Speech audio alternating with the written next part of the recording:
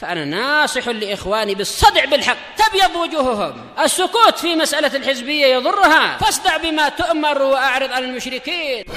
سلامي على دماج ورجالها والشيخ يحيى ودار العلم يا سعد بانيها. Bismillahirrahmanirrahim. Pada pelajaran kita Syarhul Manzumatil Baiquniyah, kita telah mengambil pada pertemuan sebelumnya buah yang ke-8 dari hadis sahih, yaitu bersendirinya sahabat. Seorang sahabat dalam meriwayatkan hadis yang sahih itu tidaklah memudaratkan hadis sahih tersebut. Demikian bersendirinya para a'immah as-siqat, bersendirinya imam yang terpercaya, apabila meriwayatkan suatu hadis itu tidaklah memudaratkan hadis tersebut. Sehingga Imam Ibnu Qayyim rahimahullah mengingkari orang-orang yang datang menolak hadis yang sahih hanya disebabkan yang meriwayatkan satu sahabat saja. Seperti dalam hadis Ibnu Abbas radhiyallahu anhuma dalam permasalahan al-mutallaqah salatan, yang ditolak sebanyak 3 kali dalam satu majelis.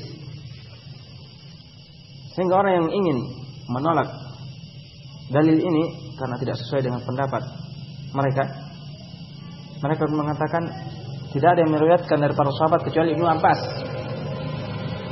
Mana para sahabat yang lain? Kenapa cuma Ibnu Abbas yang meriwayatkannya, sementara ini adalah permasalahan yang penting yang dibutuhkan oleh umat? Nah, di antara yang mereka ucapkan lagi, Tawus hanya seorang diri meriwayatkan dari Ibnu Abbas. Mana murid-murid Ibnu Abbas lainnya? Kenapa tidak diriwayatkan oleh mereka dan tersembunyi dari mereka kecuali hanya Tawus saja? Nah, mereka tujuannya ini sebagai batu loncatan untuk menolak hadis tersebut. Maka diingkari oleh Ibnu Qayyim rahimahullah bahwa tidak ada di sana seorang pun dari fuqaha dan para a'immah yang mengatakan bersendirinya sahabat. Demikian imam yang mu'tabar, yang terpercaya dan thiqah dalam meriwayatkan suatu hadis, kemudian itu merupakan sebab ditolaknya dan tidak diamalkannya hadis tersebut,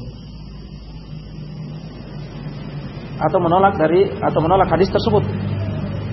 Kemudian beliau menyebutkan contoh-contoh di antaranya Az-Zuhri meriwayatkan 60 sunnah dari hadis Rasulullah SAW dan beliau bersendiri dalam periwayatannya dan diterima oleh umat dan mengamalkannya, dan tidak ada seorang pun yang menolaknya. Sehingga bersendirinya sahabat, demikian bersendirinya imam dari a'immah yang terpercaya dalam periwayatan hadis itu tidak memudaratkan hadis tersebut, dan tetap pada asalnya dia adalah hadis yang sahih dan wajib untuk mengamalkannya. Dan di antara yang disebutkan oleh Imam Ibnu Qayyim rahimahullah bahwa tidak ada yang mengucapkan ucapan semacam ini kecuali ahlul bidah, dari pelaku kebid'ahan. Berikutnya at-tamaratut tasi'ah, buah yang ke-9. Dan ini yang terakhir yang disebutkan di sini dari buah hadis yang sahih.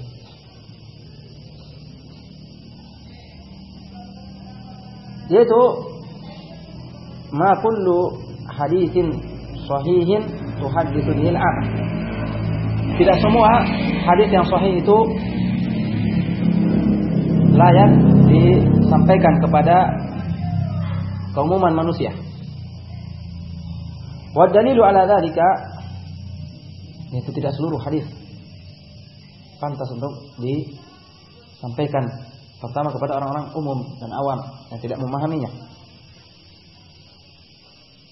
Wa dalilu ala dzalika ma rawahu Syaikhan an Mu'adz radhiyallahu anhu qala, dan dalil akan hal ini apa yang diriwayatkan oleh Imam Bukhari dan Muslim dari Mu'adz bin Jabal radhiyallahu anhu bahwasanya beliau berkata, kuntu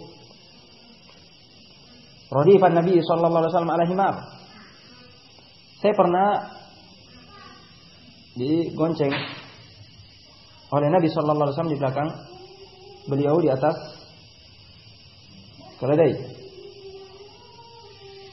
Faqala ya Mu'adz, hal tadri ma haqqullahi 'ala ibadihi wa ma haqqul ibad 'ala Allah?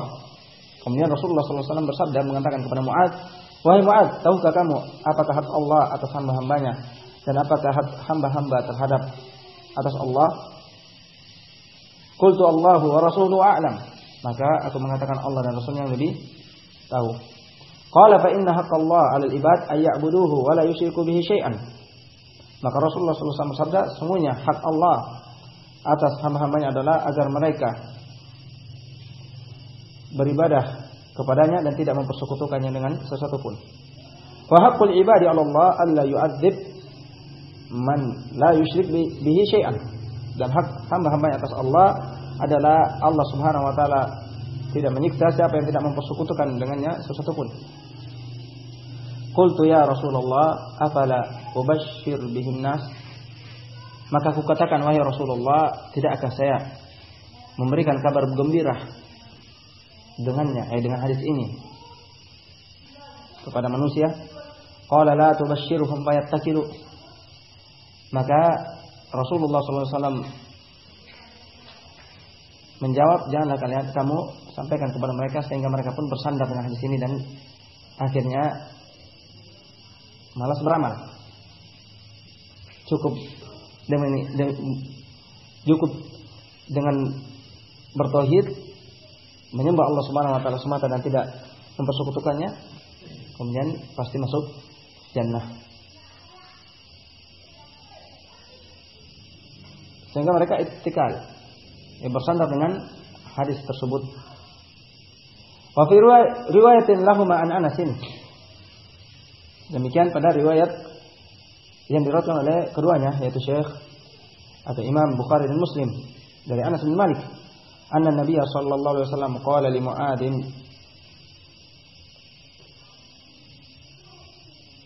wa huwa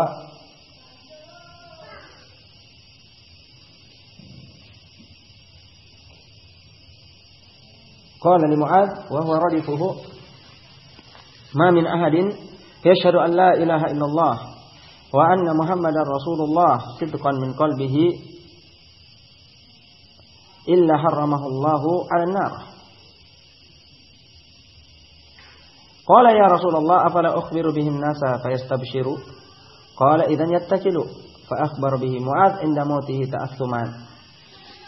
Nah, juga dalam satu riwayat yang diriwayatkan Imam Bukhari dan Muslim, bahwasanya Nabi sallallahu alaihi wasallam berkata kepada Mu'adz ketika beliau di belakang di atas kendaraannya, bahwasanya Rasulullah sallallahu alaihi wasallam bersabda, tidak seorang pun yang mempersaksikan bahwasanya tiada sembahan yang berhak disembah selain Allah dan bahwasanya Muhammad adalah utusan Allah dengan jujur dari hatinya, melainkan akan Allah Subhanahu wa taala haramkan dia atas neraka. Dia tidak akan masuk atau diharamkan dari siksaan api neraka. Qala ya Rasulullah, afala ukhbiru bihin nas fayastabshiru? Maka Mu'adz bin Jabal radhiyallahu anhu mengatakan, wahai Rasulullah, tidakkah saya mengabarkan hadis ini kepada manusia sehingga mereka pun bergembira dengan kabar ini? Qala idzan yattakilu. Kalau begitu mereka akan bersandar terhadap maknanya. Fa akhbara biha Mu'adz inda mautihi ta'assuman, sehingga Mu'adz bin Jabal radhiyallahu anhu mengabarkan hadis tersebut sebelum meninggalnya, ta'assuman, takut berdosa karena menyembunyikan hadis dari Rasulullah sallallahu alaihi wasallam. Wa rawal Bukhari ta'liqan an Ali radhiyallahu anhu. Demikian diriwayatkan Imam Bukhari secara ta'liqan, muallaq, dan kita akan bahas hadis muallaq di sini, yaitu dalam mustalah. Itu hadis yang disebutkan oleh penulis kitab dari Imam Bukhari atau selainnya langsung dari penulisnya tanpa menyebutkan sanad. Ini makna ta'liq. Dan akan datang insyaallah secara rinci pada tempatnya.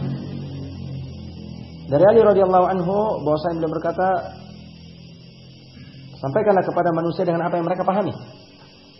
Haditsun nas bima ya'rifun atuhibbuna ayyukadzaballahu wa rasuluh? Apakah kamu senang apabila Allah dan Rasulnya didustakan?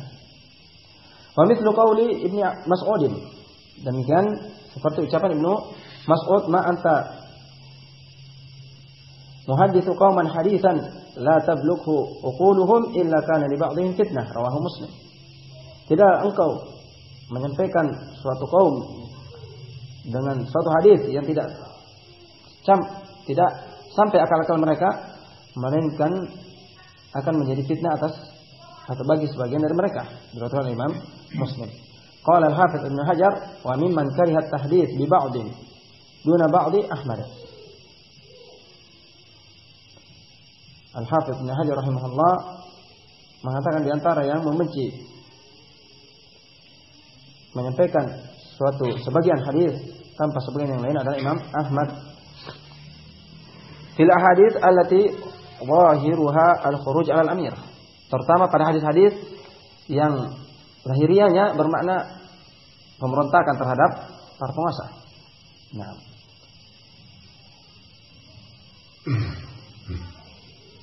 Wa Malik, Imam Malik fi ahadits sifat. Adapun Imam Malik membenci mentahdits dengan hadis-hadis yang membahas tentang sifat. Wa Abu Yusuf fil gharaib, dan Abu Yusuf membenci tahdits pada al-gharaib, yaitu hadis-hadis yang aneh. Wa man qablahum Abu Hurairah kama ruya anhu fil jirabain. Dan siapa sebelum mereka? Antara yang sebelum mereka adalah Abu Hurairah radhiyallahu anhu, sebagaimana dalam apa yang beliau riwayatkan tentang jirabain. Makna jirabain asalnya adalah bejana dari kulit. Maksudnya beliau menghafal hadis-hadis Rasulullah sallallahu alaihi wasallam, dan beliau adalah menyampaikan hadis-hadis jirab yang pertama. Dan beliau menyimpan yang satu. Kata beliau, "Lau haddatsu bihi laquti'a hadzal bul'u." Yaitu seandainya saya menyampaikan kepada umat tentangnya akan diputus ini. Itu hadis-hadis tentang yang rahasia dari perkara Rasulullah SAW menyebutkan bahwasanya fulan munafik atau semisal itu. Dari hadis-hadis fitan. Seandainya beliau sampaikan akan ada yang membunuh beliau atau semisal itu. Wa anal murada ma yaqa'u minal fitan wa nahwihi an Hudzaifah. Dan maksudnya bahwasanya apa yang terjadi dari fitan dan semisalnya dari Hudzaifah. Nah, dari Hudzaifah juga demikian. Wa anil Hasan annahu ankara tahditsa Anas li Hajjaj bi qissatil Uraniyin. Nah, demikian Hasan al-Basri mengingkari tahdits Anas bin Malik, yaitu ketika Anas bin Malik menyampaikan kepada Hajjaj Ibnu Yusuf, dan Hajjaj bin Yusuf termasuk penguasa yang lalim ketika itu, membunuh sebagian sahabat apabila tidak sesuai dengan keinginannya, dan melihat ada sedikit yang dia curigai, langsung dia dengan mudah dia membunuhnya. Safakan lidima, mudah mengalirkan darah. Sementara dalam kisah Al-Uraniyin menyebutkan kisah orang-orang Uraniyin yang datang. Hadisnya panjang, singkatnya bahwasanya dia datang berislam, kemudian sakit ijtaul Madinah, maka Rasulullah SAW memerintahkan mereka untuk meminum dari susu dan air kencing unta. Maka mereka pun meminumnya, dan ketika itu mereka sembuh. Tapi mereka tidak bersyukur, justru membunuh pengembalanya dan mengambil unta-unta tersebut dan membawa pergi. Maka Rasulullah SAW memerintahkan untuk memburu mereka, dan didapat. Maka ketika itu Rasulullah SAW memperlakukan mereka sebagaimana mereka perlakukan ra'i, pengembalanya, ketika mereka mencungkil matanya dan seterusnya, dari menyiksa. Maka dia pun disiksa seperti itu. Maka ketika Anas bin Malik menyampaikan hadis ini kepada Hajjaj, sementara Hajjaj kondisinya demikian, kondisinya demikian maka diingkari oleh Hasan al-Basri rahimahullah. Nah, li'annahu ittakhadhaha wasilatan ila ma kana ya'tamiduhu min al-mubalaghati fi safki dima'. Kenapa? Karena itu dijadikan oleh Hajjaj Ibnu Yusuf sebagai hujjah. Nah, sebagai pembenar atas apa yang dahulu yang dia sering lakukan dari menyiksa dan berlebih-lebihan dalam mengalirkan darah, menumpahkan darah fi ta'wilihil wahid dengan penafsiran yang lemah. Wa dhabitu dzalika ayakuna dhahirul hadits yaqwi al-bid'ah. Di sini ada patokannya, yaitu apabila lahiriah hadis itu akan menguatkan kebid'ahan. Menguatkan kebid'ahan apabila dipahami oleh sebagian orang yang tidak memahaminya. Wa dhahiruhu fil asli ghairu murad. Dan lahirnya pada asalnya tidak diinginkan. Fal imsaku anhu inda man yukhsha alaihi al-akhdhu bi dhahirihi matlubun. Sehingga menahan dari menyampaikan hadis itu di sisi orang yang tidak memahaminya, yang dikhawatirkan dia tidak memahami maknanya dan mengambil secara lahiriah saja, itu yang dituntut. Itu yang dituntut. Seperti di sisi orang yang tampak padanya kecenderungan terhadap paham takfiri, kemudian mendatangkan hadis yang zahirnya menguatkan pendapat mereka. Dan sebaliknya, al-muhim yang lahiriahnya menguatkan kebid'ahan terutama di hadapan orang-orang yang tidak memahaminya. Dan justru mungkin diambil untuk menguatkan pemikirannya yang rusak. Adapun di depan talabul ini para pelajar dengan disertai penafsiran ulama sesuai dengan pemahaman salaful ummah, maka tidak ada masalah. Tidak ada masalah di situ.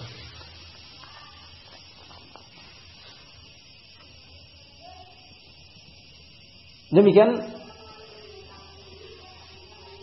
apabila justru menyampaikan itu justru akan mematahkan kebid'ahan, menjelaskan pelaku kebid'ahan agar umat tidak tertipu dengannya, makanya tidak masuk dalam hadis ini. Tidak seperti sebagian orang yang mengatakan bahwasanya jangan menyebarkan tentang tahdzir, peringatan ulama dari fulan dan fulan yang dulu pernah termasuk dari jajaran ahli sunnah, kemudian menyimpang. Karena itu akan menyebabkan sebagian orang lari atau akan menjadi fitnah bagi sebagian yang lain. Yang tidak benar.